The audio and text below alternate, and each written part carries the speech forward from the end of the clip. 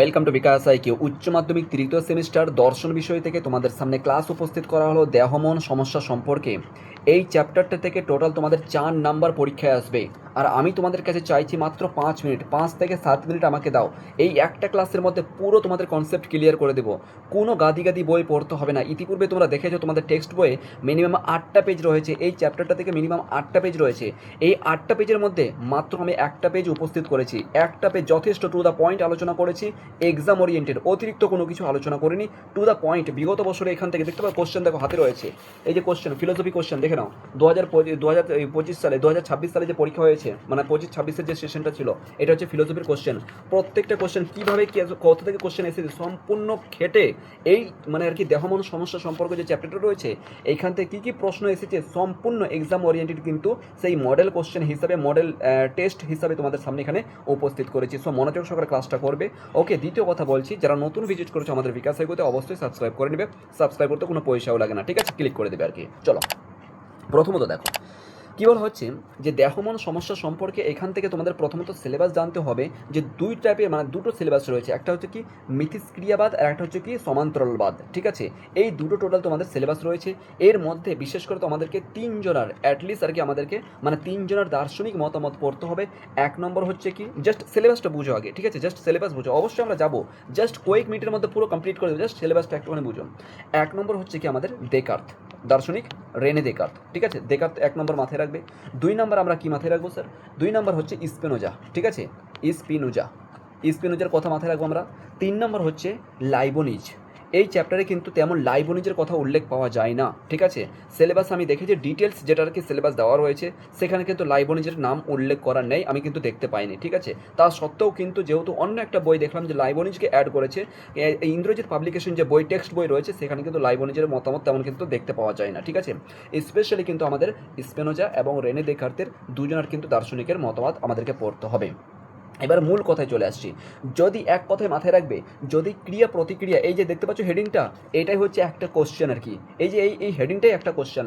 তো কোশ্চেন হবে তোমাদের যে ক্রিয়া প্রতিক্রিয়াবাদের দার্শনিককে বা প্রবক্তাকে এক কথায় কি বলবে? দার্শনিক রেনে দেকার্ত, ঠিক আছে? এক কথায় কি বলবে? দার্শনিক রেনে দেকার্ত। ভীষণ ভীষণ ইম্পর্টেন্ট। 2025 সালে যে এমসিকিউ পরীক্ষা হয়েছে, যদি সেইখানে না আসে তাহলে এই ক্রিয়া প্রতিক্রিয়া থেকে 200% গ্যারান্টি প্রশ্ন আসার প্রবল প্রবল সম্ভাবনা রয়েছে। অবশ্যই কিন্তু ভালোভাবে এটাকে দেখবে, ঠিক আছে? এক নম্বর কথা। পরে ডিটেলস আলোচনা করছি। দ্বিতীয় কথা দেখো, কুইক রিভিশনের মাধ্যমে শর্টকাটভাবে আমরা কিন্তু আগে ভূমিকাটা দেখে নেবো। এখানে কী কথা, মানে এই চ্যাপ্টারের মধ্যে আমরা কী কী দেখতে পাবো, দেহমন সমস্যা সম্পর্কে আমাদের কী কী পড়তে হবে। দেখো, মানুষের মধ্যে দুটি সত্তা বিদ্যমান রয়েছে, ভালো করে বুঝবে। মানুষের মধ্যে দুটি সত্তা বিদ্যমান রয়েছে, আমরা জানি কি কি রয়েছে। একটা হলো দেহ আর একটা হচ্ছে কি আত্মা বা মন। এটা কোথায় পড়েছি আমরা? যখন দ্রব্য সম্পর্কে আমরা পড়েছি, মনে পড়ছে?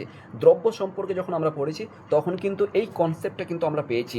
সেই কনসেপ্টটাকেই সামনে রেখে কিন্তু আমরা এগোচ্ছি, ঠিক আছে? সেই কনসেপ্টটাকেই কিন্তু সামনে রেখে দেহমন সমস্যা সম্পর্কে কিন্তু এখানে আলোচনা হচ্ছে, ঠিক আছে? আর ওই রিলেটেডই কিন্তু কথা বলা হয়েছে। তারপরে কি বলা হচ্ছে?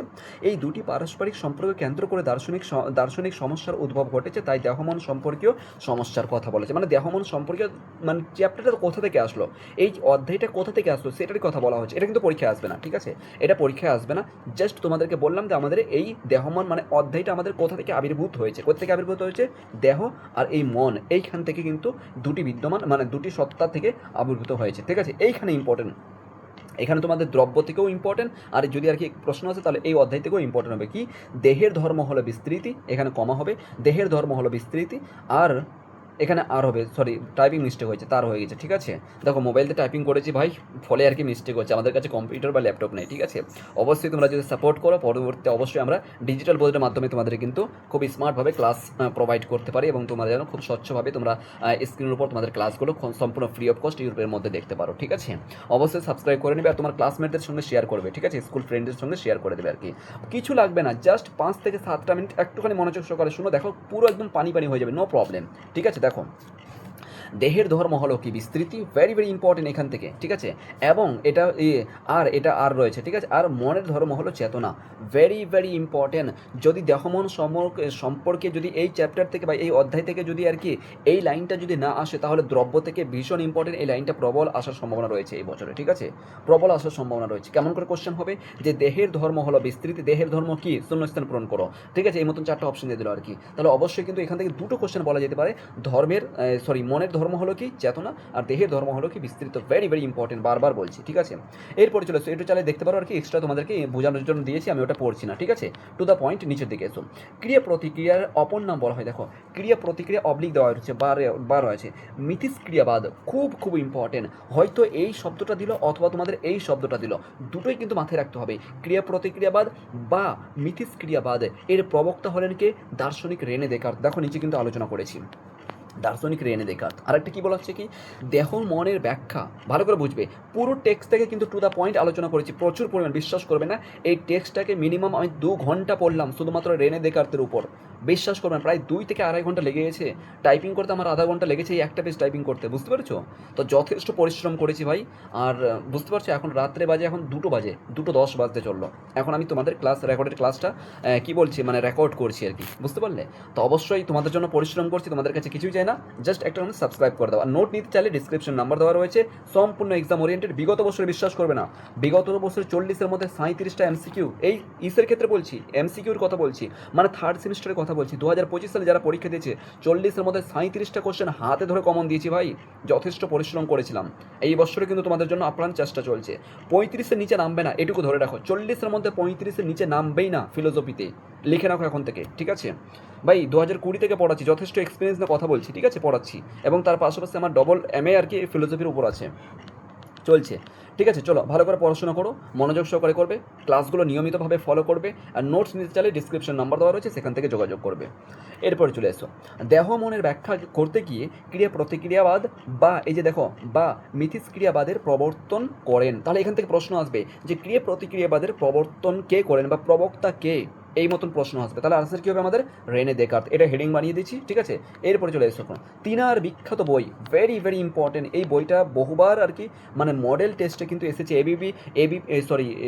এবিটি, হ্যাঁ এবিটি টেস্ট পেপারে কিন্তু ভীষণ পরিমাণ কিন্তু প্র্যাকটিসের জন্য দিয়েছিল 2025 সালে, ঠিক আছে। ভীষণ পরিমাণ দিয়েছিল আর কি, আসার প্রবল সম্ভাবনা রয়েছে। তিনার বিখ্যাত বই the passion of the soul, ঠিক আছে, নামক গ্রন্থে দেহ মনের ক্রিয়া প্রতিক্রিয়া নিয়ে আলোচনা করেছেন। তাহলে প্রকৃতির ক্রিয়া এবং মানে দেহ আর মনের যে ক্রিয়া প্রতিক্রিয়া নিয়ে কোন বইয়ে আলোচনা করেছেন, খুব ইম্পর্টেন্ট, ঠিক আছে। এটা কিন্তু ভীষণ ইম্পর্টেন্ট, ভালো করে জেনে রাখবে। এরপরে চলে এসো, এখানে তোমাদের দেখো ব্র্যাকেটের মধ্যে রেখেছি তোমাদের আন্ডারস্ট্যান্ডিংয়ের জন্য। তোমরা চাইলে এটা পড়তে পারো, আমি তোমাদেরকে পড়ে সময় নষ্ট করছি না। তোমরা চাইলে পুশ করে একবার দেখে নিতে পারো, ঠিক আছে, মানে চেপে নাও একবার, মানে এটাকে ভিডিওটাকে অফ করো দিয়ে আর কি ওটা পড়ে নিতে পারো না, অতটা ইম্পর্টেন্ট নয়, তোমাদের বোঝার জন্য দিয়েছে কি। তারপরে পয়েন্ট চলে আসো, দেকার্ত কিন্তু দেহ মনের যুগ্ম সত্তাকে পূর্ণাঙ্গ দ্রব্য বলার পরিবর্তে, মানে পূর্ণাঙ্গ দলের পরিবর্তে কি বলেছেন, দেহ ও মনের দুটি পরস্পর স্বতন্ত্র পূর্ণাঙ্গ দ্রব্য বলেছেন, বুঝতে পারছো? তাহলে এখান থেকে প্রশ্ন আসবে যে দেহ ও মনের দুটি পরস্পর স্বতন্ত্র পূর্ণাঙ্গ দ্রব্য কে বলেছেন, ভীষণ ইম্পর্টেন্ট, আসার প্রবল সম্ভাবনা রয়েছে, ভালো করে জেনে রাখবে। এরপরে কী বলা হয়েছে, দেকার্তের মতে দেহ ব্র্যাকেটের মধ্যে জ্বর ও মন দুটি পরস্পর বিরোধী, খুব ইম্পর্টেন্ট, কে বলেছেন, কার মত, ওকে। দেহের আবশ্যিক ধর্ম হলো বিস্তৃত, বেশি না 4 নাম্বার। আর আমরা যেটা আজকে ক্লাসের মধ্যে উপস্থিত করছি দার্শনিক রেনে দেকার্তের উপর, নিশ্চয়ই তুমি এখানে 2 নাম্বার পেয়ে যাবে। দার্শনিক রেনে দেকার্তের উপর 2 নাম্বার আসবেই পরীক্ষাতে। আর নিশ্চয়ই তুমি এই যে পয়েন্টগুলো ভালো করে পড়ে যাও, চোখ বন্ধ করে ভালো করে পড়ে যাও, একদম মানে কি বলবো, ঠোঁটে বসিয়ে নাও, বারবার রিভাইজ করো। 2 নাম্বার গ্যারেন্টি রেনে দেকার্তের উপর, এই পিডিএফটা থেকে এই পেজটা থেকে কমপ্লিট তোমার 2 নাম্বার, ঠিক আছে। পরবর্তী স্পেনোজা এবং লাইবনিজ আসবে, যদিও আর কি লাইবনিজের ক্ষেত্রে টেক্সট বই তেমন কিছু পাওয়া যায়নি। তারপর চলে এসো, মানে অন্য একটা বই দেখলাম। তারপর চলে এসো, দেহের আবশ্যিক ধর্ম হলো বিস্তৃতি, ইতিপূর্বে আমরা আলোচনা করেছি প্রথম কিন্তু লাইনে, তাই না, ওই কথাটাই এখানে আলোচনা করেছি আবার আর কি, ঠিক আছে, দেখে নেবে। এরপর চলে এসো, কি বলা হচ্ছে, দেহ নিষ্ক্রিয় কিন্তু মন হচ্ছে সক্রিয়বাদ, মানে সক্রিয় ও স্বাধীন, ভেরি ভেরি ইম্পর্টেন্ট, ঠিক আছে। এটা ভালো করে জানতে হবে আমাদের। দেহ হলো চেতনাহীন বিস্তৃত, ও মন হলো কি বিস্তৃতহীন চেতনা, এটাও দেখতে পারো, ঠিক আছে। দেহ মনের সম্পর্কে নিরূপণ করতে গিয়ে মেডিটেশন ভলিউম 6 ঠিক আছে, এটা ভলিউম 6 আছে, ঠিক আছে, এটা এরকম মানে বইটার নামই আছে ভলিউম 6। দেকার্ত স্পষ্ট বলেছেন, দেকার্ত কী বলেছেন, জাহাজের পাইলটের সঙ্গে জাহাজ সম্পর্ক যতটা শিথিল, মন ও দেহের সম্পর্ক তেমনই শিথিল, মানে তেমন শিথিল নয়। কেন?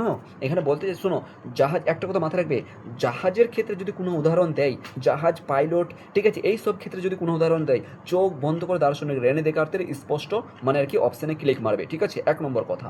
2 নম্বর কথা হচ্ছে কি, এখানে কি বলা হচ্ছে, জাহাজ আর পাইলটের মধ্যে যে সম্পর্ক আছে সেটা যে যতটা শিথিল আছে, সেটা কিন্তু দেহ মনের মধ্যে সেই সম্পর্ক শিথিল নয়। কেন? দেখো, কেন বলা হচ্ছে, যে জাহাজ যখন আর কি ভেঙে যায় বা ফুটা হয়ে যায়, অতটা কিন্তু তার গায়ে লাগে না, তাই তো, তার গায়ে লাগে না, ওরে আমি তো উড়ে যাব, বা আমি তো অন্য কোনো জাহাজ দিয়ে আমি আর কি বেঁচে যাব, বা আমার মানে বোট দিয়ে আর কি পার হয়ে যাব, জাহাজ ডুববে ডুববে, তেমন কোনো গায়ে ব্যথা লাগে না, আগে জানটাকে বাঁচাই, তাই তো, সেটাই কথা বলা যাচ্ছে, যে ওটা একটা শিথিল, মানে একটা সীমাবদ্ধ। কিন্তু মন ও দেহের মধ্যে যে তেমন শিথিল নয়। কেন? মন আর দেহের মধ্যে যথেষ্ট পরিমাণ পার্থক্যর কথা বলা হয়েছে। যখন মনে আঘাত, যে দেহে কোথাও যদি আঘাত লাগে, আমরা মনে কিন্তু সেটা ফিল করতে পারি। অনেক বিস্তারিত আলোচনা রয়েছে এর উপর আর কি, ঠিক আছে, অতটা আলোচনা করার দরকার নেই, তোমাদের বোঝারও দরকার নেই, তোমরা যখন গ্র্যাজুয়েশন করতে যাবে তখন কিন্তু এর উপর বিস্তারিত পড়বে তোমরা, নো প্রবলেম। এখন 3rd semester to the point আমরা আলোচনা করবো শুধুমাত্র পরীক্ষার জন্য, ঠিক আছে। তোমাদের শুধুমাত্র ফিলোসফি না, টোটাল 5টা 6টা বই রয়েছে, তাই না, অন্যান্য বইকেও আর কি সমান গুরুত্ব দিয়ে পড়তে হবে আর কি। তারপরে চলে এসো, এখানে তোমাদের এক্সট্রা আবার ইনফরমেশনভাবে আমি দিয়েছি আর কি, সেখানে তুমি দেখে নিতে পারো, ঠিক আছে। এরপরে চলে এসো, তিনার মতে মানে কি, রেনে দেকার্ত মতে দেহ ও মন দুটি স্বতন্ত্র দ্রব্য, এটাও ইম্পর্টেন্ট, ঠিক আছে। স্বতন্ত্র দ্রব্য কার মত, কে বলেছেন, এই মতন প্রশ্ন আসবে। ক্রিয়া প্রতিক্রিয়াবাদের প্রধান সমর্থক এই যে রেনে দেকার্ত, নিচেও আর কি পয়েন্টে আলোচনা করলাম, ভেরি ইম্পর্টেন্ট। দ্বৈতবাদ, ভেরি ভেরি ইম্পর্টেন্ট, এখানে দেখো বক্সের মধ্যে রেখেছি। দ্বৈতবাদ কি, দেকার্ত দেহ ও মনের দুটি স্বতন্ত্র বিরুদ্ধধর্মী দ্রব্য বলেছেন, ঠিক আছে, বিরুদ্ধ ধর্ম বলেছেন আর কি। আবার তিনি নিজেই এই দুই দ্রব্যের মধ্যে সম্বন্ধ স্থাপন করতে চেয়েছেন। এই দ্বিমুখী মানে কি, দ্বৈতবাদ মনোভাবের জন্য দেকার্তের এই দেহ ও মনের সংক্রান্ত মতবাদ দ্বৈতবাদ খুব ইম্পর্টেন্ট। দ্বৈতবাদ, আরেকটা শব্দ এখানে বলা হয়েছে, কার্তিজীয় দ্বৈতবাদ নামে পরিচিত। তাহলে এখানে প্রশ্ন আসতে পারে, কার্তিজীয় দ্বৈতবাদ নামে কে পরিচিত, কোন দার্শনিক পরিচিত, খুব ইম্পর্টেন্ট, ঠিক আছে, এই মতন প্রশ্ন আসবে। আমি শুধুমাত্র একটা তোমাদেরকে ধারণা দিচ্ছি কেমন প্রশ্ন হতে পারে, ঠিক আছে, কোনখান থেকে ধরতে পারে প্রশ্নগুলো। এরপরে চলে এসো, কী বলা হচ্ছে, এক্সট্রা ইনফরমেশন হিসাবে তোমাদেরকে প্রোভাইড করা হয়েছে, দেহ ও মন একটি হচ্ছে বস্তু যা বিস্তৃত, অলরেডি ছোটো মোটো করে এখানে কিন্তু আলোচনা করেছে, এগুলো কিন্তু আমি উপরেই আলোচনা করেছি টেক্সট বই থেকে, ঠিক আছে। দেহ হলো বিভাজ্য এবং মন হলো অবিভাজ্য, এটাও আর কি দেখবে, ঠিক আছে। দেহ হলো আত্মপ্রকাশ মাধ্যম, দেহ কি, আত্মপ্রকাশ মাধ্যম, ওকে। দেহ বা জড়দ্রব্য বিনাশী, কিন্তু মন হচ্ছে কি, অবিনাশী, একদম। আমরা বিশ্বাস করি, দার্শনিকরা বিশ্বাস করেন যে মন আমাদের কখনো বিনাশ হয় না, আমাদের সেই সৃষ্টিকর্তার কাছে কিন্তু আমাদের মন চলে যায়, তাই না। যারা আর কি ঈশ্বরে বিশ্বাসী এবং পরকালে বিশ্বাসী, তারা কিন্তু অবশ্যই এই বিষয়টাকে আমরা বিশ্বাস করি, এটাই কিন্তু দার্শনিক রেনে দেকার্তেরও কিন্তু মানে আর কি চিন্তাভাবনা, ওকে। এই বিষয়গুলো দেখতে হবে। এরপর চলে এসো, সবচেয়ে ইম্পর্টেন্ট হচ্ছে এই পয়েন্টটা, ভেরি ভেরি ইম্পর্টেন্ট, পেনিয়েল গ্রন্থি। দেখো, এবার তোমার ভিতরে প্রশ্ন হতে পারে, আপনি যে প্রত্যেকটা বিষয় পয়েন্টে মানে আর কি প্রত্যেকটা পয়েন্টে তো আপনি ইম্পর্টেন্ট বলছে, তাহলে কোনটা আসবে, কোনটা 2 নাম্বার থাকবে তো। দেখো ভাই, একটা কথা মাথায় রাখো, এটা এমসিকিউ টাইপের পরীক্ষা, যেখানে 8টা পেজ তোমার রয়েছে, 8টা পেজ যেখানে তোমার রয়েছে, টেক্সট বইয়ের কথা বলছি, যেখানে পুরো ওয়েস্ট বেঙ্গল হায়ার সেকেন্ডারি, মানে West Bengal council of higher secondary তোমাদের যে বইকে অথরাইজ করেছেন, ঠিক আছে, সরকারি তরফ থেকে যেটা আর কি গ্রহণযোগ্য দেওয়া হয়েছে, সেটা হচ্ছে তোমার ওই ইন্দ্রজিৎ পাবলিকেশনের বই, ঠিক আছে। সেই বইয়ে 8টা 9টা পেজ রয়েছে, সেখান থেকে মাত্র আমি একটা পেজে নিয়ে এসেছি, তার মানে অবশ্যই 8টা 9টা পেজে মানে কতগুলো আলোচনা হবে, বুঝতে পারছো তো। আর এমসিকিউ মানে লাইন ধরে পড়া, এমসিকিউর অপর নাম মানে লাইন ধরে পড়া, এবার বুঝতে হবে বিষয়টা, ঠিক আছে। তো প্রত্যেকটা পয়েন্টে কিন্তু তোমাকে পড়ে যেতে হবে, কিছু করার নেই, পড়তেই হবে, এখান থেকে কমপ্লিট তো আর নেই তো, বাস এতটুকু কমপ্লিট, আর কিছু লাগবে না, ঠিক আছে। তারপর দেখে নাও, এই যে পিনিয়াল গ্রন্থির ভূমিকা, ভেরি ভেরি ইম্পর্টেন্ট। পিনিয়াল গ্রন্থি যদি আর কি 2000, আমি একবার দেখবো আরেকবার, ঠিক আছে, যদি না এসেছে 2025 সালে, 2026 সালে আসার প্রবল সম্ভাবনা রয়েছে, এটা কিন্তু মিস করবে না, কোনো রকমভাবে মিস করা যাবে না, ঠিক আছে। এটা কোশ্চেন পেপার না ভাই, এটা বই, এক ধরনের বই, বিশ্বাস করো, 44টা পেজ আছে, কটা পেজ, 44টা পেজ আছে, বিশ্বাস করবে 44টা পেজ আছে, এত মোটা একটা কোশ্চেন, দেখতে পাচ্ছ কতগুলো কোশ্চেন আছে পুরো, মানে একটা পেজে ইংলিশে, হিন্দিতে, বাংলাতে 3টা ভাষাতেই কোশ্চেন করেছে, বুঝতে পারছো। 40টা কোশ্চেনের জন্য 44টা পেজ তোমাকে উল্টাতে হবে, মানে এই পেজ উল্টাতে গিয়েই তোমার 5 মিনিট চলে যাবে, 5-6 মিনিট চলে যাবে। আরে এটা দেখি, আবার এদিকে উল্টাও, এটা পড়লে আবার এদিকে উল্টাও, বুঝতে পারছো? এই মতন করে উল্টাতে উল্টাতে তোমার 5-6 মিনিট চলে যাবে, বুঝতে পারছো? তাহলে ভীষণ পরিমাণে অ্যাক্টিভ থাকতে হবে, অ্যাডভান্স হতে হবে কিন্তু, ঠিক আছে? এমসিকিউ প্যাটার্নের পরীক্ষা ভালোভাবে পড়তে হবে। এরপর চলে এসো পিনিয়াল গ্রন্থি, এটি অতি ক্ষুদ্র ও ক্ষুদ্র অংশ মস্তিষ্কের অন্তর্গত। এখানে দেখো একটা কোশ্চেন কেমনভাবে হবে, যে এই পিনিয়াল গ্রন্থির কথা বলা হচ্ছে এখানে, যে অতি ক্ষুদ্র অংশ মস্তিষ্কের অন্তর্গত কোন বিষয়টাকে বলা হয়েছে বা কোন গ্রন্থির কথা বলা হয়েছে? তাহলে পিনিয়াল গ্রন্থির কথা বলা হয়েছে। এটা একটু মানে সায়েন্টিফিক দিক দিয়ে এনারা চিন্তা ভাবনা করেছেন, ঠিক আছে? সায়েন্সের দিক দিয়ে আর কি, এটা যখন আর কি সায়েন্সে অনেকে বায়োলজি পড়েছে আর কি, তখন এই শব্দটা পড়েছে, বুঝতে পারছো? এর বর্তমান নাম হচ্ছে, এটা ইম্পর্টেন্ট। তাহলে পিনিয়াল গ্রন্থির বর্তমান নাম কি? পিটুইটারি বলা হয়, ঠিক আছে? আরেকবার দেখে নিচ্ছি আমি একটুখানি, পিটুইটারি, হ্যাঁ একবার দেখে নিচ্ছি। পিনিয়াল গ্রন্থি পিটুইটারি, ঠিক আছে, হ্যাঁ মিস্টেক হয়, টাইপিং মিস্টেক হয়নি, ঠিক আছে? পিটুইটারি খুব ইম্পর্টেন্ট, ঠিক আছে? পিটুইটারি। এরপর চলে এসো, এটি হলো জৈব শক্তি প্রধান আশ্রয়স্থল সমগ্র দেহ অথবা সমগ্র মস্তিষ্ক নয়, সমগ্র দেহে অথবা মানে সমগ্র মস্তিষ্ক নয়, ঠিক আছে?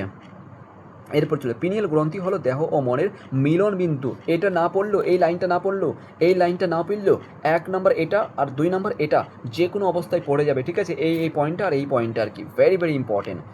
ডেকার্ত বলেন মানুষের সমস্ত শরীরে কী হচ্ছে, পাশব প্রবণতা নামে এক প্রকার সূক্ষ্ম পর্দা রয়েছে। এটাও একটা ইম্পর্টেন্ট, ঠিক আছে? যে ডেকার্ত বলেন কি, মানুষের সমস্ত শরীরে পাশব প্রবণতা নামে একটি সূক্ষ্ম পর্দা রয়েছে। এই কথাটা কে বলেছেন, ঠিক আছে? এই মতন দিতে পারে। আরেকটা দার্শনিকদের আমরা এখানে আর কি চিন্তা ভাবনা করবো, সেটা হচ্ছে কি দার্শনিক গিলবার্ট রাইল। এটাও কিন্তু সিলেবাসের মধ্যে নেই, তবে টেক্সট বই কিন্তু এটার উল্লেখ রয়েছে। আর যেহেতু এই টেক্সট বইকে তোমাদের ওয়েস্ট বেঙ্গল কাউন্সিল মানে অ্যাপ্রুভ করেছেন, অবশ্যই কিন্তু আমাদেরকে মনোযোগ সহকারে পড়তে হবে, কোনো ডিনাই করা যাবে না, ঠিক আছে? জাস্ট কিছু না, এই দুটো মাত্র কথা আলোচনা না, তো অনেক মানে পুরো চ্যাপ্টার একটা পুরো পেজটাই ওনার ব্যাপারে আলোচনা করা হয়েছে, মানে দার্শনিক গিলবার্ট রাইল একটা পুরো মানে পেজই আর কি ওনার ব্যাপারে আলোচনা করা হয়েছে। দরকার নাই হয়তো, এই যেটা পেলাম আর কি এক্সাম ওরিয়েন্টে মাত্র 2টো লাইন পেলাম, সেটা হচ্ছে কি তিনার দ্য কনসেপ্ট অফ মাইন্ড গ্রন্থে ডেকার্ত দেহ ও মনের দ্বৈতবাদের সমালোচনা করে এক যন্ত্র মধ্যস্থ প্রেত বলে অভিহিত করেছেন। খুব ইম্পর্টেন্ট, তাহলে বলা যাবে যে যন্ত্র মধ্যস্থ প্রেত বলে অবহিত করেছেন কে? খুব ইম্পর্টেন্ট, ঠিক আছে? এটা কিন্তু আমাদের দেখতে হবে, সরি, তাহলে এটা আমরা দেখব, ওকে? এরপর চলে এসো, এরপর কি বলা হচ্ছে? এরপর তিনি বলেন ডেকার্তের দেহ ও মন সম্পর্কিত দ্বৈতবাদ প্রকারগত বিভ্রান্তি দুষ্ট। তিনি যে বলছেন আর কি দ্বৈতবাদ মানে দেহ মন সম্পর্কে দ্বৈতবাদ প্রকারগত বিভ্রান্তি দোষে দুষ্ট, কে বলেছেন এবং মানে কার ব্যাপারে বলেছেন, এই মতন প্রশ্ন হতে পারে, ঠিক আছে? সো এই হলো ছোট্ট একটা ক্লাস যেটা আর কি তোমাদের সামনে উপস্থিত করলাম। এগুলো আমাদের কিছু এডিটিং বাকি রয়েছে, মানে টাইপিং বাকি রয়েছে, ফলে কিন্তু এখানে কোনো আলোচনা করছি না। ক্রিয়া প্রতিক্রিয়া আর সমান্তরালবাদ এই দুটোই কিন্তু তোমাদের সিলেবাসের মধ্যে রয়েছে, পার্থক্য সহকারে কিন্তু আমরা এখানে তৈরি করছি খুব সহজ সরলভাবে, পয়েন্ট টু পয়েন্ট। দেখছো এখানে exam point, quick revision, exam point, ঠিক আছে? এক্সাম পয়েন্ট অনুযায়ী কিন্তু আমরা আলোচনা করেছি প্রত্যেকটা বিষয়। কিন্তু খুব শীঘ্রই আসবো পরবর্তী পার্ট নিয়ে, যেখানে আমরা স্পেনোজা এবং লাইবনিজ যে 2-1টা কথা রয়েছে আর কি, সেটা কিন্তু আলোচনা করবো। মানে বিশেষ করে কিন্তু স্পেনোজা তোমাদের মতামতটা পড়তে হবে, ঠিক আছে? সো এটা হলো আমাদের কি মানে মানে আমাদের হচ্ছে দার্শনিক রেনে দেকার্তের চিন্তাভাবনা তোমাদের এই ক্লাসের মধ্যে উপস্থিত করা হলো, ঠিক আছে? দেহ মন সমস্যা সম্পর্কে। তার মানে তুমি যদি এইটুকু মনোযোগ সহকারে পড়ে গেছো, তোমাদেরকে বলছি আর কি, তুমি যদি মনোযোগ সহকারে দেখেছো ভিডিওটা বা লিখে নিয়েছো, নিশ্চিতভাবে তুমি 2-এর মধ্যে মানে এখানে কিন্তু 2 পেয়ে যাবে 100% শিওর, ঠিক আছে? এটা হচ্ছে কি মিথস ক্রিয়াবাদ, এটা আমরা 2-এর মধ্যে যে আলোচনা করলাম এটা হচ্ছে কি মিথস ক্রিয়াবাদ, আর সমান্তরালবাদ হচ্ছে পরবর্তী ক্লাসে আমরা আলোচনা করবো, যেখানে আমাদের 2 নাম্বার কমপ্লিট হয়ে যাবে, এর বাইরে আর কোনো কিছু থাকবে না নিশ্চিত। ওকে, 4 নাম্বার তাহলে ফটাকসে কমপ্লিট হয়ে গেল। পরবর্তী ক্লাসে দেখা হচ্ছে, এই পর্যন্ত অল দ্য বেস্ট সবাইকে, থ্যাংক ইউ সো মাচ, ভালোভাবে পড়াশোনা করো।